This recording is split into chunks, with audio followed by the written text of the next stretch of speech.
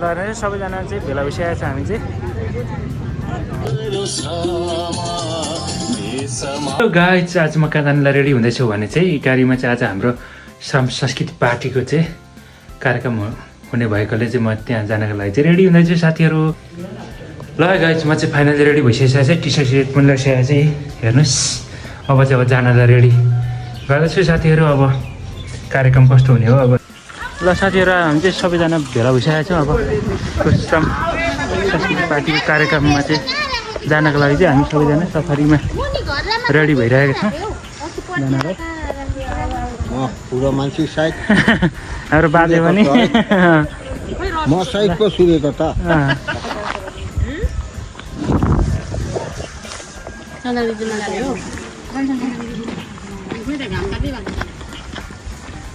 ल बस्नु सफारीमा। फाइनली गाइस हामी चाहिँ जाँदैछौँ है आज।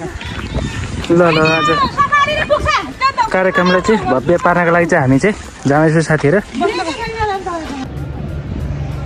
साथीहरू। हामी चाहिँ 10-15 मिनटको सफारीको यात्रा पछाडि चाहिँ हामी इटारी आइसकेका छौँ साथीहरू। यहाँ चाहिँ सबैजना भेला भइरहनु भएको रहेछ। हामी पनि अब यहाँ भेला भएर चाहिँ लाइनबद्ध भएर चाहिँ रियालीमा जानुपर्ने हुन्छ।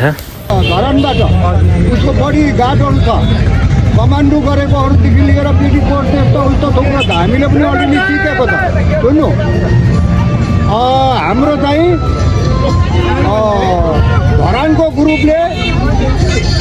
धरानको ग्रुपले अलिकति नजिकमा उ गर्छ। हेर्नु सुन्नु हल्ला नगर्नु न। 1 2 3 4 5 जना मान्छे अलिकति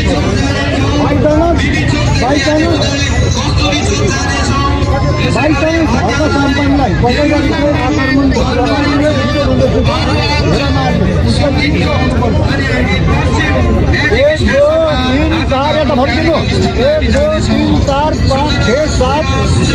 तपाईँहरूले बाहिर हेर्ने कसले हान्दैछ, को हो त्यो, के गर्दैछ। अनि त्यस्तो मान्छे अलिकति स्ट्रङ हुनु पऱ्यो। नानीहरू तपाईँहरूले पनि अब जाँदाखेरि बाटोमा सबैले यो एक ग्रुपले यतापट्टि पेन बनाएर मान्छे यहाँ भित्रमा खुल्ला बनाइदिनु पऱ्यो। अब यो पार्टीले यतापट्टि पेन बनाएर खुल्ला बनाएर लाने, एक दुसरामा यहाँ यस्तो पक्रिनु। अब यस्तो पक्रिनुहुन्छ, यहाँ पक्रिनुहुन्छ यसरी। अनि यहाँ यो ब्यानर कहाँ छ, त्यो ब्यानर यहाँ बिचमा यस्तोमा त्यहाँदेखि हर्कची पछाडि हुन्छ त्यो मिलाउने। बलबहादुरजी बुझ्नुभयो नि, तपाईँ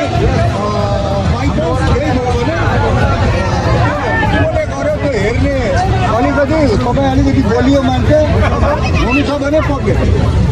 हामी मरेको हुनुपर्छ, मरेको हुनुपर्ने त्यो एउटा याद गर्नु। बरु हामी मरौँला, हल्का सम्पन्न हामीले सबैले मानेको छ। यो हाम्रो लिडर हो, त्यो लिडर मरेको हुनु परेन। ऊ सकियो गयो। ल धन्यवादहरू। धन्यवाद। हामीलाई चाहिँ स्वयंसेवकको भूमिका निर्वाह गर्नुपर्नेको भएकोले स्वयंसेवक चाहिँ बनाउनु भयो र बाजेले सबै कुरो चाहिँ हामीलाई चाहिँ के गर्नुपर्ने भनेर सबै बताइसक्नु भएको थियो। र हाम्रो चाहिँ अब रियालीको लागि चाहिँ सबैजना चाहिँ भेला भइसकेको थियो। अब हर्क साम्पाङ आएपछि चाहिँ हामी चाहिँ अब रियालीको तर्खरमा चाहिँ जुटिरहेको थियौँ। सबैजना चाहिँ आफ्नो ब्यानरहरू बोकेर झन्डाहरू बोकेर चाहिँ हिँडिरहेको थियो भने अब लाइनलाई चाहिँ एक लाइन बनाएर चाहिँ अब हामीले चाहिँ यहाँ आर्मी क्याम्पबाट चाहिँ अब हामी सङ्गीत चोक निस्किएर चाहिँ सङ्गीत चोकबाट चाहिँ ट्याङ्ग्रा खोला हुँदै हट्टे लाइन हुँदै हामी चाहिँ नेसनल गल्लीबाट चाहिँ हाम्रो कार्यक्रम हुने स्थलमा चाहिँ जानुपर्ने हुन्छ साथीहरू। अब चाहिँ हामी लाइनबद्ध भएर ब्यानर स्यानरहरू चाहिँ सबै रेडी भइसकेको छ। अब हामी चाहिँ लाइन बनाएर चाहिँ अगाडि चाहिँ बढ्न थालिसकेको छौँ।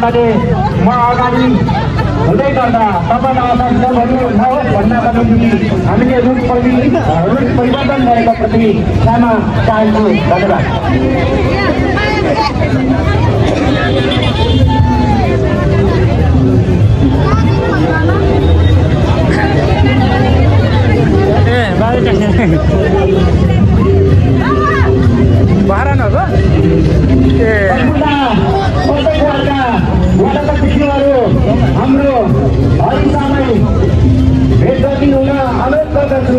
जहाँको उहाँसँग हरिलाल राईज्यू उहाँसँग भेट भएको कारणले गर्दा तपाईँले उहाँलाई भेट गरिदिनु हुन अनुरोध गर्दछु।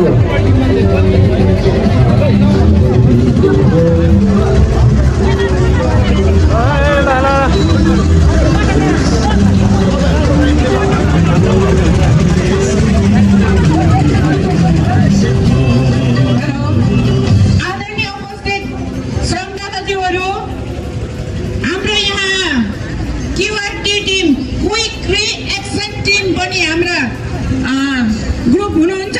उहाँको क्विक रिएक्सन टिमलाई प्रमुख अतिथि हाम्रो राष्ट्रिय अध्यक्ष श्री हर्क साम्पाङ राईज्यूको अगाडि र उहाँको ठिक पछाडि क्विक रिएक्सन टिम क्युआरटी टिमलाई रहिदिनु हुनको लागि पनि म हार्दिक अनुरोध गर्दछु। क्युआरटी टिम जसले नाम टिपाउनु भएको छ उहाँ सदस्यज्यूहरूले हाम्रो प्रमुख अतिथिको आगमनपछि उहाँको अगाडि आधा र उहाँको पछाडि आधा उहाँलाई सुरक्षा दिँदै र्यालीमा सहभागी भइदिनु हुनको लागि पनि म हार्दिक अनुरोध गर्दछु। यो जुन हाम्रो बाटो छ यो बाटोलाई चाहिँ धरनबाट आउँदै गर्नुहुने हाम्रो प्रमुख अतिथिज्यूलाई बाटो आदि खाली गरिदिनु हुन सम्पूर्ण स्वयंसेवकज्यूहरूलाई म विनम्र अनुरोध गर्दछु। र अब चाहिँ हर्क साम्पाङ पनि आउने बेला भइसकेको छ। अब चाहिँ हामी चाहिँ गोलबद्ध भएर चाहिँ यहाँ बसिरहेको छौँ हर्क साम्पाङको लागि चाहिँ। अब हर्क साम्पाङ उहाँ चाहिँ आउँदै हुनुहुन्छ। अब चाहिँ हामीले चाहिँ यहाँ गोलबद्ध भएर चाहिँ हामी बसिरहेको छौँ। अब यहाँबाट चाहिँ हर्क साम्पाङज्यू आइसकेपछि चाहिँ यहाँबाट चाहिँ अब हामी चाहिँ अगाडि बढ्नेछौँ। हाम्रो र्याली अगाडि बढेर चाहिँ हाम्रो कार्यक्रम स्थलमा चाहिँ गएर चाहिँ समाप्त हुनेछ। साथीहरू धरानमा मात्र नभएर इटारीमा पनि हर्क साम्पाङको क्रेज निकै माथि नै रहेछ। मैले देख्दा चाहिँ मान्छेहरूको एकदम भिडहरू देख्दा चाहिँ हर्क साम्पाङलाई स्वागत गर्नको लागि चाहिँ इटारी बासिन्दाहरू चाहिँ एकदम आतुर भएर बसिरहेको जस्तो देखिन्थ्यो र हामी पनि एकदम आतुर थियौँ। किनभने हर्क साम्पाङ जस्तो नेता चाहिँ हामीले चाहिँ हाम्रो गाउँठाउँ हाम्रो सहर बजारमा चाहिँ पाउँदाखेरि चाहिँ हामीले चाहिँ एकदम भाग्यमानी महसुस गरेको छौँ साथीहरू। हामीले चाहिँ साथीहरू हर्क साम्पाङज्यू पनि आइसक्नु भएको छ। अब चाहिँ हाम्रो र्याली चाहिँ अघि बढ्न सुरु गर्छ किनकि अब हाम्रो चाहिँ कार्यक्रम स्थलमा जानको लागि चाहिँ अब हाम्रो र्यालीहरू चाहिँ सुरु भइसकेको छ। अब यहाँबाट चाहिँ हाम्रो 10-15 मिनटको हिँडाइ पछाडि चाहिँ हाम्रो कार्यक्रम स्थल चाहिँ आइपुग्नेछ साथीहरू। अब चाहिँ हाम्रो बिस्तारै र्यालीहरू चाहिँ अगाडि बढ्दैछ साथीहरू। सबैजना चाहिँ भेला भइसक्नु भएको छ। देख्न सक्नुहुन्छ साथीहरू हर्क साम्पाङको क्रेज एकदमै बढिरहेको छ इटारीमा चाहिँ। एकदम आज चाहिँ भव्य र सभ्य तरिकाले चाहिँ कार्यक्रम हुनेवाला छ साथीहरू। हाम्रो कार्यक्रम स्थल पनि आइसकेको छ साथीहरू। अब पुराना दलहरू नयाँको मात्रै विरोध गर्यो, पुरानोको गरेन भन्ने गुनासो पनि थुप्रो छ। म कसैको विरोध गर्दिनँ, तर साँचो कुरा भन्ने साहस गर्छु है। तेरो मुख बन्द गर्छस् कि भनेर मलाई धम्की दियो भने म बोल्छु नै बोल्छु। म कसैको डर धम्कीबाट डराउने मान्छे पनि होइन। म यो नेपालीलाई साँचो कुरा बोल्नका लागि सिकाउन आएको मान्छे पनि हो है। हर्क साम्पाङमा मेरो परिचय दिनु पर्दाखेरि म एउटा आवाज हुँ। त्यो आवाज जुन आवाजले युगौँसम्म सुतिरहेको अथवा सुत्न बाध्य बनाएको, उठ्न नदिएको समाजलाई म उठाउँछु र बोल्न सिकाउँछु। साँचो कुरा बोल्नुहोस्। यसलाई पानीको बोतल हो भने पानीको बोतल भन्नुहोस्, कोकको बोतल नभन्नुहोस्। तपाईँले यो इटरी हो भने यसलाई इटरी नै हो भन्नुहोस्, यसलाई खनार हो नभन्नुहोस्। साँचो कुरा बोल्ने साहस गर्नुपर्छ कि पर्दैन? साँचो कुरा बोल्दाखेरि, समीक्षा गर्दाखेरि, साँचो कुरा तपाईँको चाहिँ नि हामीले चाहिँ भन्दाखेरि विरोध गरेको ठान्नेहरूलाई म भन्न चाहन्छु, तपाईँहरूलाई विरोध गरेर मैले केही गर्नु छैन। म यो देशलाई माया गर्ने मान्छे। यदि म यो देशलाई माया गर्छु भने मलाई विरोध गर्ने मान्छे, मलाई खबरदार तँलाई पख भन्ने मान्छेलाई पनि मैले माया गर्नै पर्छ। किनभने ढुङ्गा र माटो, हिमाल र नदीलाई मात्रै मैले माया गरेर हुँदैन। 3 करोड नेपाली, त्यो 3 करोड नेपालीमा 1 करोड त मेरो विरोधी नै होला। उहाँहरूलाई पनि मेरो हार्दिक माया छ, सम्झना छ है। ससम्मान उहाँहरूलाई चाहिँ नि होइन, सम्झना सहित माया सहित म समीक्षा गर्न चाहन्छु। आज यो देशमा पुराना दलहरू, यो देश भत्काउने दलहरू होइन, महाकाली गरेको छ, टनकपुर बेचेको छ, गिरिबन्धु भनेको छ, क्विन्टलका क्विन्टल सुन्नु सारेको छ, मानव तस्कर गरेको छ, ललिता दुनियाँभरका तपाईँको छैन भ्रष्टाचार गरेर यो देशलाई भत्काउने दलहरू हुन् यिनीहरू है, दाबीका साथ भन्छु। अनि फेरि नयाँहरू निस्क्यो कस्तो भन्दाखेरि भत्केको देशलाई जलाइ पठाउने दलहरू। अलि हाँस्नुपर्छ, अलि हाँस्नुपर्छ है है होइन। एउटा घरको झ्याल ढोका सबै भत्काइराखेको छ पुरानो तपाईँको चाहिँ नि होइन अरूले, ए यस्तो रहेछ भनेर तपाईँ फेदैबाट जलाइ पठाएको छ अर्कोले। त्यसले गर्दाखेरि पुराना दलहरू होइन, ठुल्ठुला दलहरू एमाले, कङ्ग्रेस, नेपाली कम्युनिस्टहरू खै नाम पनि कति फेरेको, कति चलाक हो, फेरि मान्छे चाहिँ उही छ होइन, छक्क पर्छु, मुखुन्डो फेरेकै भित्र मान्छे चाहिँ उही छ, बोलीबाट चिनिसक्नु। यस्तो गरेर क्या म चाहिँ फल्ना होइन, म त हर्का साम्बाङ होइन भनिरहेको छ, सबै चिनी त सक्यो होइन। पुराना दलहरू के भन्छन्, चुनाव मात्रै होस् अथवा संसद पुनर्स्थापना मात्रै होस् कि तिमीहरूलाई फेरि नयाँहरू चुनाव गरेर गठबन्धन गरेर